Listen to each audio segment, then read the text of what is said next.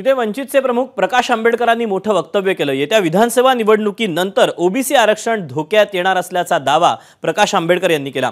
दरम्यान मवियाच्या नेत्यांनी आरक्षणासंदर्भातील भूमिका मांडली, त्यावर प्रकाश आंबेडकरांनी संशय व्यक्त केला। 55 लाख कुणबी प्रमाणपत्र वाटप आणि सगळे सोयऱ्याच्या अंमलबजावणीला विरोध असल्याचं प्रकाश आंबेडकरांनी स्पष्ट केलं। विधानसभेनंतर धोका आहे का, तर मी निश्चितपणे म्हणेन धोका आहे। जरांगे पाटील यांचा असणारा जी मागणी आहे की मराठा समाजाला ओबीसीतून आरक्षण द्यावं, ही जी मागणी आहे त्याला तुमचा पाठिंबा आहे की नाही, किंवा तुमचा अजून दुसरा काही फॉर्म्युला आहे तो तरी सांगा। त्याच्याबद्दल सगळेच मौन बाळगून आहेत। त्याच्यामुळे खऱ्या अर्थाने ओबीसीच्या आरक्षणाला पूर्णपणे धोका निर्माण झालेला आहे।